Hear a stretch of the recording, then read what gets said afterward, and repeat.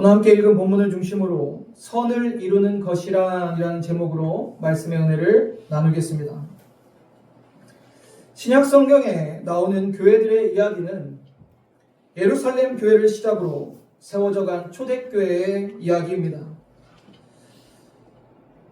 신약 성경의 교회들에 대한 말씀은 무려 2000년 전의 교회의 이야기이지만 놀라운 것은 오늘날 교회 안에서 똑같은 상황과 일들이 일어나고 있고 또 적용되고 있고 전혀 이질감이 들지 않는다는 것입니다. 그리고 오늘날 교회와 성도들의 여러 문제와 상황에 대한 정확한 답을 성경에서는 주고 있습니다. 왜일까요? 이것은 이 말씀이 단순히 당시 교회들에게만 주어진 말씀이 아니라 성령의 감동으로 쓰여진 살아계신 시공간을 초월한 하나님의 말씀이기 때문입니다. 오늘 저는 여러분과 함께 본문의 말씀을 따라서 2000년 전 로마 교회로 함께 가보고자 합니다. 분명한 것은 이 말씀은 로마 교회뿐만 아니라 오늘 아가페 교회에게 하시는 하나님의 살아계신 말씀이라는 것입니다. 사도 바울은 전도 여행을 떠나면서 여러 곳에 복음을 전하고 그곳에 또한 교회가 세워졌습니다. 그런데 로마 교회는 사도 바울이 직접 그곳에 가서 복음을 전한 적이 없어요. 자연적으로 세워진 교회입니다. 영상을 보시면 지도가 하나 있는데 당시에 이제 복음이 전파된 그 여정을 따라서 지도가 나와 있습니다. 특별히 중앙에 보면 갱그리아라는 지역이 있는데 이곳에서 사도 바울이 로마서를 그러니까 로마에 편지하는 그 시작점이 갱그리아예요. 로마 교회는 예루살렘 교회가 핍박을 받고 스데반 집사가 순교한 이후에 당시의 성도들이 여러 곳에 흩어지면서 로마까지 가게 됐어요. 그래서 그곳에 있는 이방인들에게도 복음을 전하게 되고 거기에는 이방인 그리스도인들과 유대인 그리스도인들이 같이 함께 교회를 세웠습니다. 그래서 당시 로마 교회는 두 그룹이 있었어요. 첫 번째는 이방인 그리스도인들, 그리고 두 번째는 유대인 그리스도인들이에요. 당시 로마 교회는 어떤 모습이었을까요? 지금처럼 로마에 이런 교회 건물이 있어서 건물에서 모였던 형태가 아닙니다. 앞에 사진을 보시면 예수님과 제자들의 모습인데 이렇게 가정에서 모인 가정교회 형태였어요. 로마 곳곳에 이러한 가정교회가 세워져 있고 그 가정교회들을 로마 교회라 칭한 것입니다. 두 그룹이 있었죠. 유대인, 이방인 그리스도인들. 근데 특별히 이 이방인 그리스도인들이 이 유대인 그리스도인들과 부딪히게 된 사건이 생깁니다. 그것이 무엇이냐면 사도행전 18장 2절을 보면 아굴라라 하는 본도에서 난 유대인 한 사람을 만나니 글라우디오가 모든 유대인들을 명하여 로마에서 떠나라 한 고로 그가 그의 아내 브루스길라와 함께 이달리아로부터 새로 온지라 바울이 그들에게 가매. 이게 어떠한 사건이냐면 로마에 글라우디오 황제가 유대인들을 다 로마에서 떠나게 한 거예요.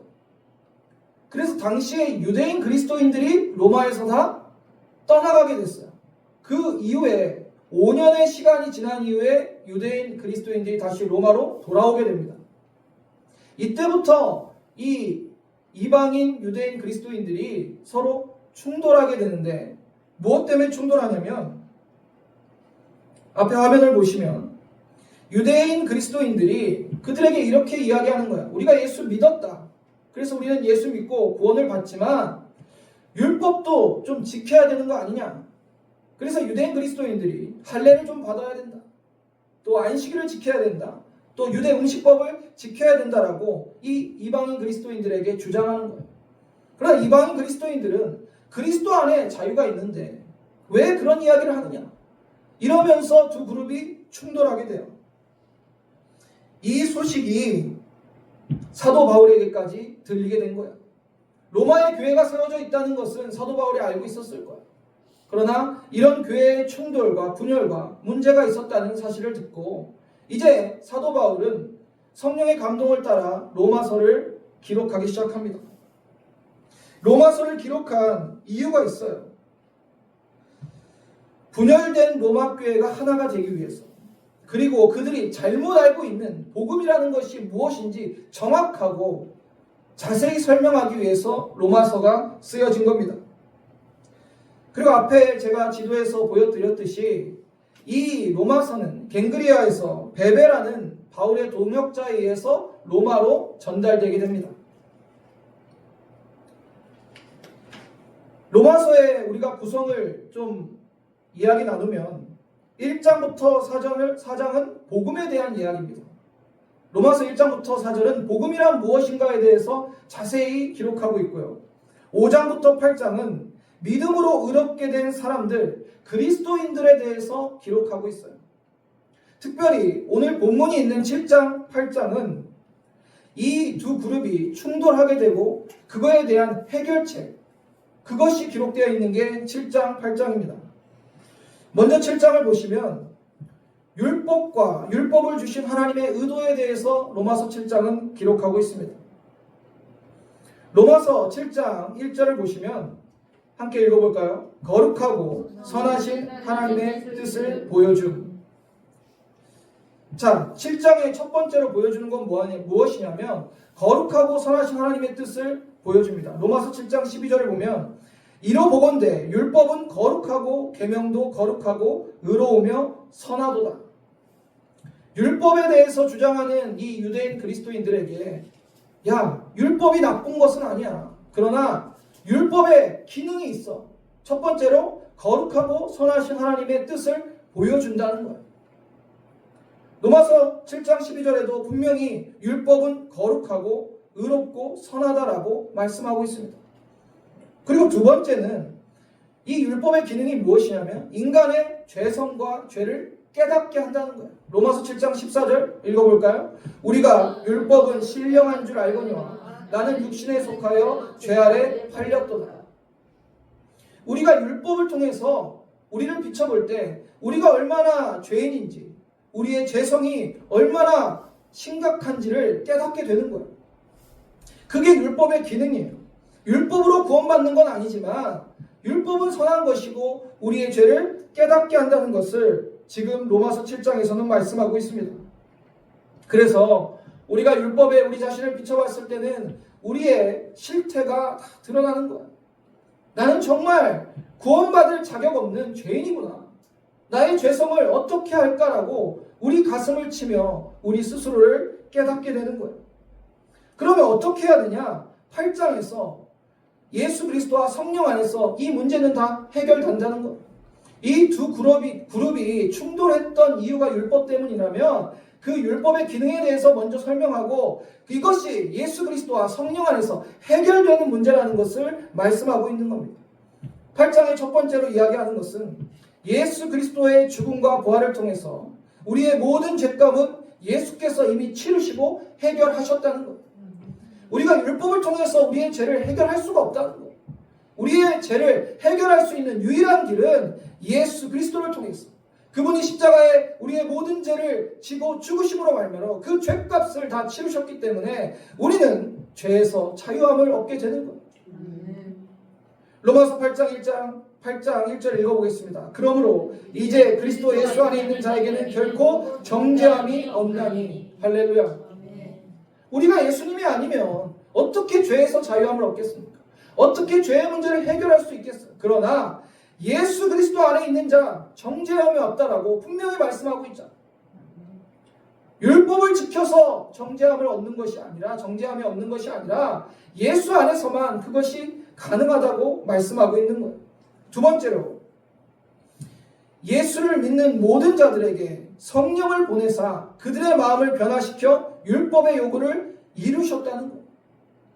예수께서 분명히 약속하셨던 그 성령을 예수를 믿는 자들에게 보내주셨죠. 그리고 그 성령께서 우리의 마음을 변화시켜서 성령의 뜻에 따라 하나님이 율법에 새겨놓으신 하나님의 그 뜻을 이루게 만드신다는 거예요.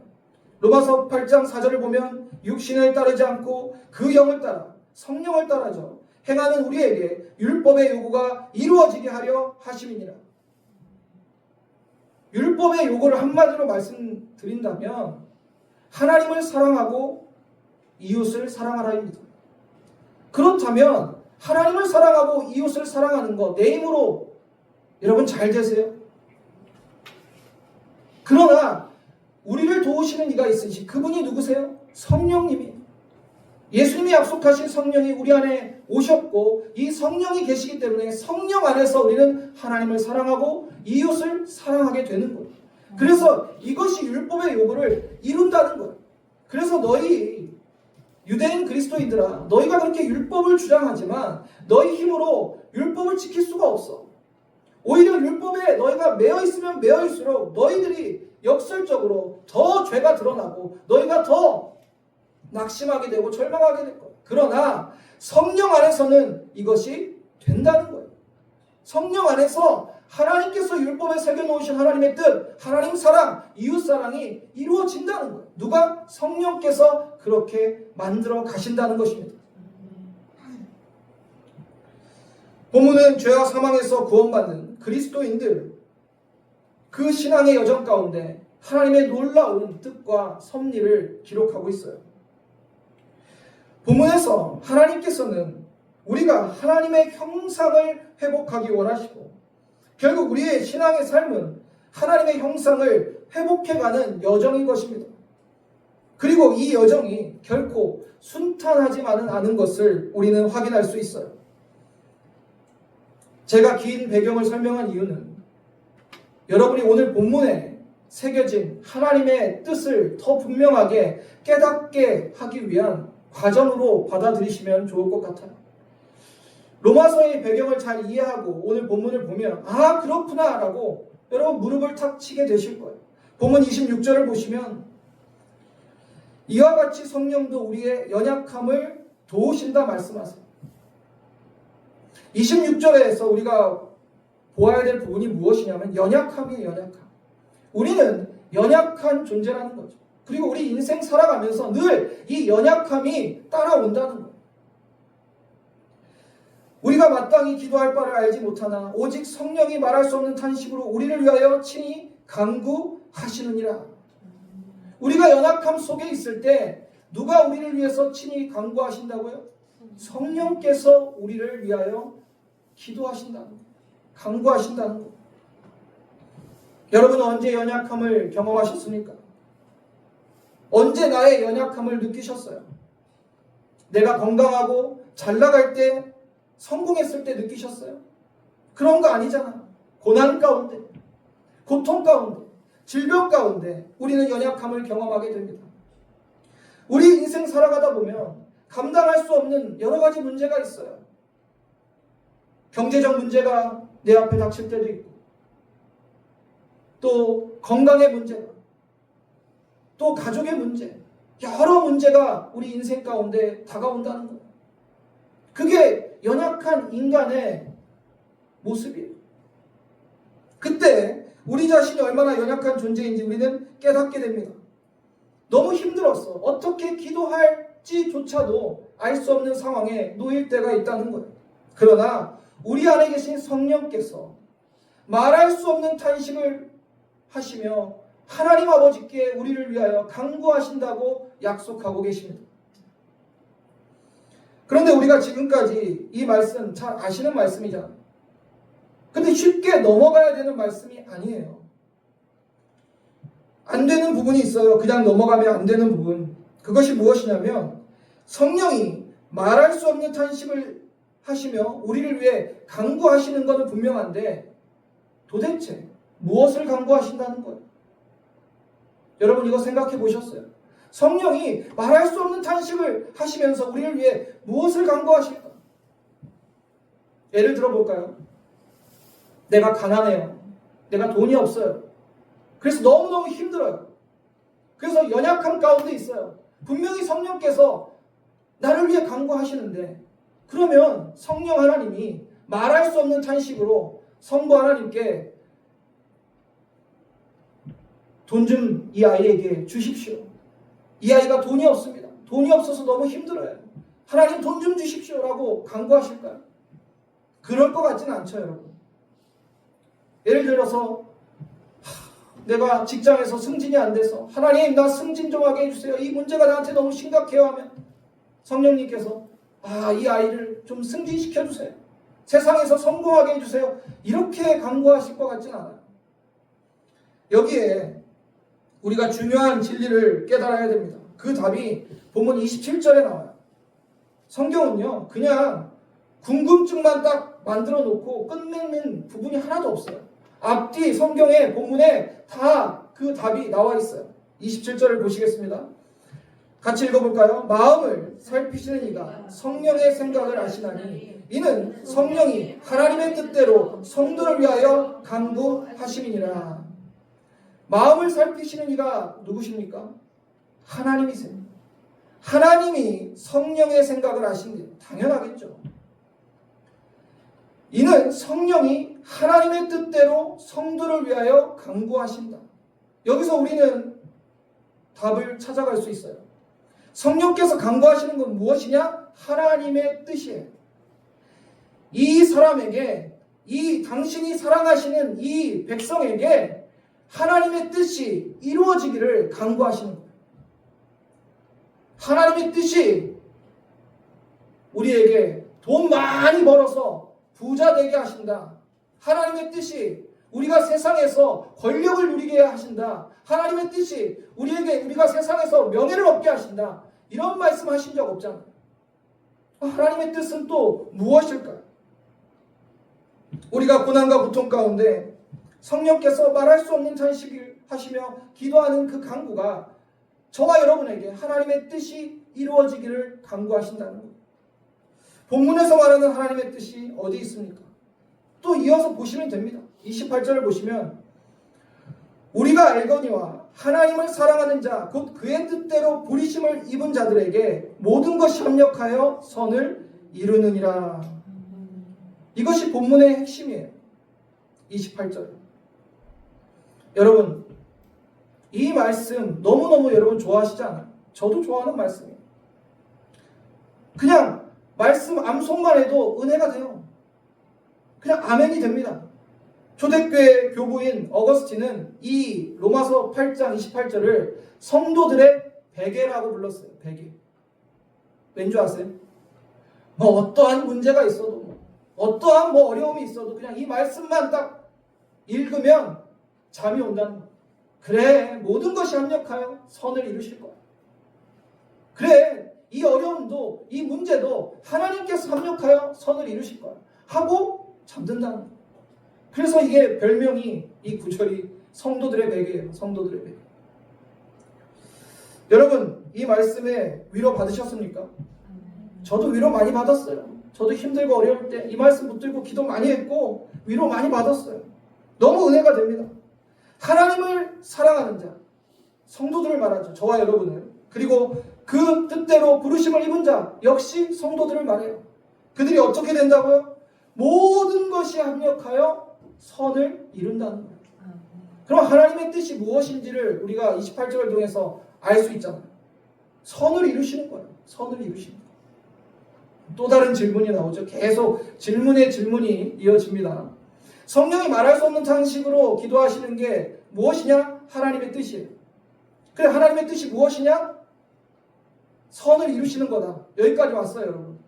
그런데 또 여전히 좀 아리송하시죠? 선이 무엇입니까? 선은 무엇입니까? 여러분, 이 로마서 8장 28절 읽었을 때 선이 무엇인가 생각해 보신 적 있으세요?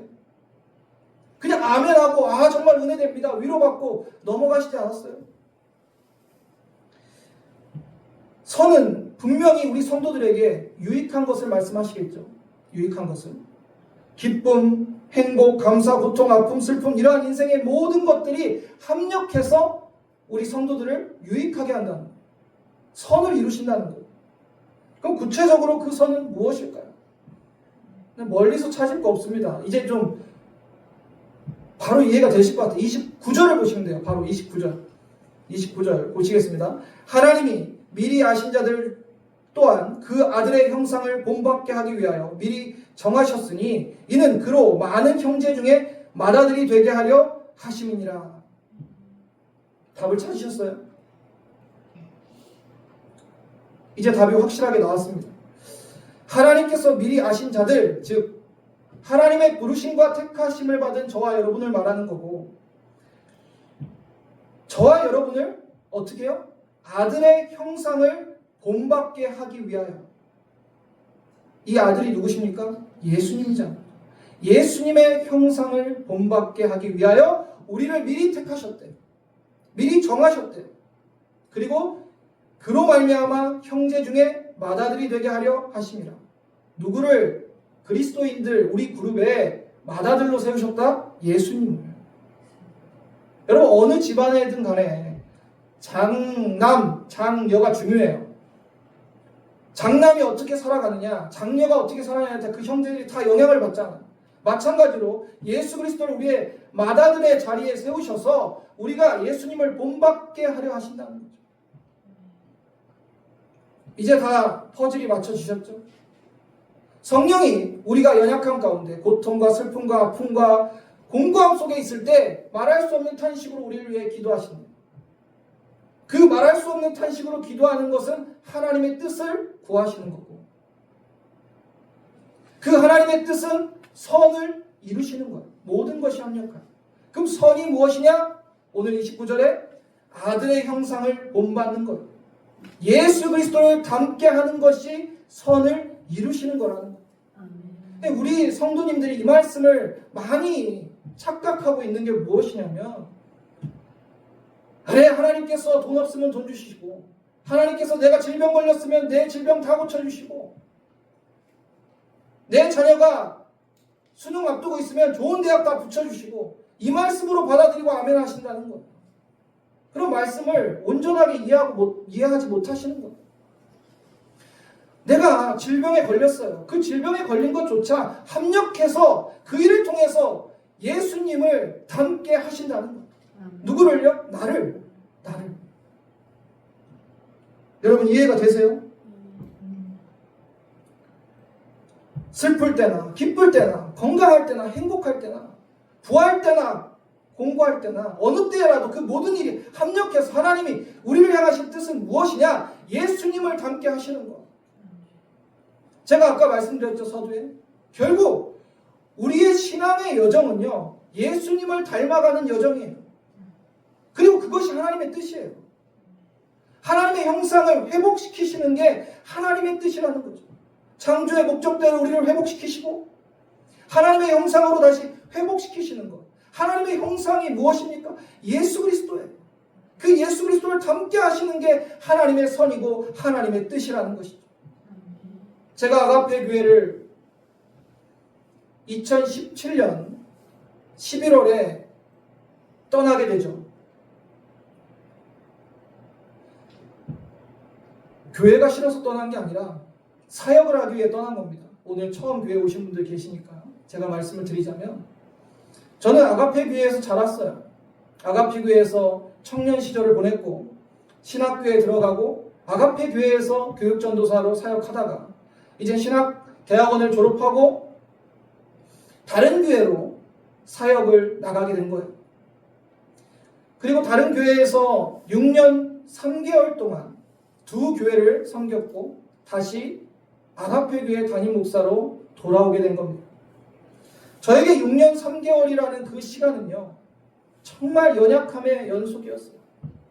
아, 정말 아가페 교회가 너무 사랑의 공동체였구나. 너무 좋은 교회였구나. 뒤늦게 깨달았어요. 뒤늦게. 사람이요, 내 손에 있을 때, 내가 누리고 있을 때는 그 소중함을 잘 몰라요. 없어져 봐야, 그 상황이 나에게서 사라져 봐야, 아, 그때가 정말 귀했구나, 정말 행복했구나를 뒤늦게 깨닫잖아요. 제가 그랬어요. 정말 광야 같은 시간을 보냈어요. 정말 하루하루 어떻게 내가 이 사역을 감당할 수 있을까 눈물로 기도하면서 보냈던 시간이 저에게는 그 시간들이었습니다. 그때 제가 깨달은 중요한 것은 무엇이냐면 그 모든 것들이 합력하여 선을 이루는데 결국 나를 예수님의 형상을 담게 하나님이 빚어가고 계시는구나. 그 고난과 연단과 훈련의 시간을 통해서 선을 이루신다는 거예요. 그걸 해결해 주시는 데 초점을 맞추는 게 아니라 나를 예수님을 닮게 만들어 가셨구나. 빚어 가셨구나. 그걸 저는 깨달았어요. 여러분, 이게 깨달아지면 여러분 성경의 모든 난해하고 어렵다고 느껴지는 말씀들이 다 아멘이 됩니다. 왜 그리스도인들에게 고난이 허락될까요? 이런 질문 많이 하시잖아요. 답을 한번 여러분이 주시겠어요? 로마서 오늘 본문을 통해서 예수님의 형상을 담게 하기 위해서입니다. 하나님이 선하신데 왜 악은 우리 가운데 역사하고 유혹하고 공격하고 시험합니까? 답을 주실 수 있죠? 예수님의 형상을 담게 하기 위해서요. 왜 나는 질병이 걸렸는데 하나님 내 질병 왜 바로 고쳐주지 않으세요? 이걸 통해서 나한테 원하시는 게 무엇이세요? 무엇이겠습니까? 예수님의 형상을 담게 하기 위해서요. 나를 깎으시고 나를 빚으시고 토기장이가 우리를 만들어 가듯이 예수님 형상으로 하나님께서 빚어가고 계신다는 거예요.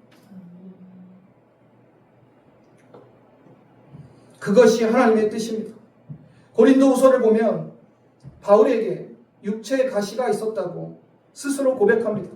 고린도후서 12장 7절을 보면 여러 계시를 받은 것이 지극히 크므로 너무 자만하지 않게 하시려고 내 육체의 가시 곧 사탄의 사자를 주셨느니 이는 나를 쳐서 너무 자만하지 않게 하려 하심이라. 사도 바울에게 굉장히 육체적인 큰 질병의 고통이 있었어요. 여러 성경학자들의 의견이 좀 갈리는데 안질이라고 보는 분도 있고 갑자기 이제 몸에 간질이 일어나는 그런 간질의 병이 있었다라고 보는 분들도 있어요. 뭐 어떤 병이었던 간에 그 고통이 아주 극심했어요. 아니 사도 바울이 얼마나 믿음 좋은 사람이었습니까? 그 믿음 좋은 사람도 그게 너무 고통스러워서 하나님께 간절히 여러 번 기도했어요. 우리가 기도하는 수준이 아니라 정말 하나님께 간절히 기도했어요. 그때 하나님께서 뭐라 말씀하시냐? 내 은혜가 내게 족하다. 고쳐주시지 않으셨어요. 그러면 선을 이루지 않으신 것입니까? 그게 아니라는 것이죠. 오히려 그 일을 통해서 바울이 깨어지고 더 낮아져서 겸손히 예수님을 더 닮게 하나님께서 만드셨다는 거예요. 그걸 지금 고백하는 거예요. 내가 너무 자만하지 않게 하기 위해서. 내가 많은 계시를 받았고 많은 은사를 받았고 많은 하나님의 은혜를 받았지만 내가 자만하지 않게 하시기 위해 하나님께서 육체의 가식을 나에게 주셔서 나를 예수님 닮게 하셨구나. 이 은혜가 나에게 족하도다라고 스스로 고백하는 모습이 사도 바울이 지금 고린도후서에 이야기하고 있는 것입니다. 사랑하는 성도님들, 고난조차 유익인 이유는 그 고난을 통해서 우리를 예수님 형상 닮게 하시는 하나님의 선하신 뜻이 있기 때문입니다. 그것이 모든 것이 합력하여 선을 이룬다는 하나님의 진짜 마음이 이 말씀에 담겨 있는 거예요. 여러분의 인생 가운데 고난까지도 합력하여 선을 이루시는 하나님의 은혜를 경험하시기를 주님의 이름으로 축원합니다. 이제 본문은 모든 것이 합력하여 선을 이루게 되는 성도들이 어떤 존재인지를 축복하는 말씀으로 끝맺음을 합니다. 본문 30절을 함께 읽어보겠습니다. 또 미리 정하신 그들을 또한 부르시고 부르신 그들을 또한 의롭다 하시고 의롭다 하신 그들을 또한 영화롭게 하셨느니라. 아멘. 여러분 땡큐와 think가 같은 단어에서 나온 거 들어보셨죠? 우리가 생각을 해보면 감사할 수 있어요. 생각을 안 하면 감사할 이유가 없어요. 근데 우리가 한번 생각해보면 우리가 받은 은혜가 우리가 받은 축복이 얼마나 감사할 건지를 깨닫게 돼요. 30절을 보세요. 미리 정하신 그들, 부르시고 부르신 그들, 누구를 가리킵니다? 성도들을 가리켜요. 저와 여러분을 가리키는 거예요. 얼마나 감사합니까? 여러분 생각해 보세요. 내가 무슨 자격이 있어서, 내가 무슨 공로가 있어서 나 같은 사람 하나님께서 사랑하시고 미리 택하시고 정하셔서 부르셨다는 거 얼마나 감사한 일이에요. 우리는 그런 존재예요. 내게 건강 없어도, 내가 부자가 아니라도, 내가 세상 가운데 고통당하더라도, 내가 고난 가운데 있더라도 하나님 아버지께서 나를 정하시고 나를 부르시고 나를 택하셨다는 것이 얼마나 감사해요. 얼마나 영광스럽고. 그리고 뭐라 말씀하십니까? 또한 의롭다 하셨대요. 의롭다. 나는 죄인인데, 나는 지옥을 갈 존재인데 예수 그리스도께서 나를 대신해서 십자가에 죽으시고 그 대속의 공로로 하나님께서 나를 바라보시며 너는 의로운 자다. 네가 예수를 믿었으니 내가 너를 의롭다 여겨주시겠다는 이 놀라운 은혜가 우리에게 있다는 거예요. 여러분 생각해보면 너무 감사한 거 아닙니까? 나 같은 죄인이 어떻게 하나님께 의롭다함을 받을 수가 있어요? 그뿐이 아닙니다. 의롭다 하신 그들, 저와 여러분이죠. 또한 영화롭게 하셨대요. 영화롭게. 영광스럽게 했다는 거예요. 영화는요 하나님께 속한 거예요. 우리 인간이 누릴 수 있는 영역이 아닙니다. 그런데 하나님의 자녀 삼아주시고 너희는 내 자녀라, 하나님 나라의 상속자로 삼아주시고 그 영화와 영광을 우리에게 함께 누리게 해주시다는 놀라운 은혜가 우리에게 있다는 거예요. 여러분 세상에 왕이라도 대통령이라도 누릴 수 없는 영화가 하나님의 자녀들이 누리는 영화예요. 하나님의 백성들이 누리는 영광이에요. 그런 세상의 영광 같은 영화랑은 비교가 안 돼요. 그것을 우리에게 어떻게 해요? 영화롭게 해주셨다는 거예요. 뭐 한 게 있습니까? 저와 여러분이 아무것도 한 게 없어요. 아무것도 한 게 없어요. 그냥 예수님 믿은 것 그 하나로 이 모든 것을 우리에게 하나님께서 은혜로 주신다는 거예요. 사랑하는 성도님들, 하나님은요 모든 것을 합력해서 선을 이루시는 분입니다. 믿으십니까? 아멘. 그 선을 이루신다는 것은 돈 주신다는 거 아니에요. 세상에서 승진시키시고 사업이 성공하게 해주신다는 게 아니에요. 자녀가 서울대 들어가게 하신다는 게 아니에요. 예수님 닮게 하신다는 거예요. 그게 선을 이루시는 하나님의 뜻이에요. 고난도 슬픔도 아픔도 고통도 기쁨도 행복도 그 어떠한 것도 다 우리 인생 가운데 있지만 그것이 다 합력하여 예수님 형상 닮게 하나님께서 나를 빚어가시는 것, 그것이 하나님의 뜻이라는 거죠. 그래서 여러분 고통 가운데 고난 가운데 좌절하고 낙심하지 마세요. 오히려 감사하세요. 아, 하나님이 나를 빚어가시는 거예요. 이 모든 것이 합력하여 예수님 닮게 하시는 그 선이 이루어지는 과정이구나. 그리고 우리가 어떤 존재인지를 잊지 마세요. 또 미리 정하신 그들을 또한 부르시고 부르신 그들을 또한 의롭게 하시고 의롭다 하신 그들을 또한 영화롭게 하셨다는 이 말씀이 여러분에게 진정한 위로가 되기를 소망합니다. 우리는 그런 존재예요. 사랑하는 성도님들, 여러분의 삶 속에 모든 것을 합력하여 선을 이루시는 하나님의 은혜와 예수님을 닮게 하시는 그 하나님의 뜻이 이루어지시기를 주님의 이름으로 간절히 축원합니다.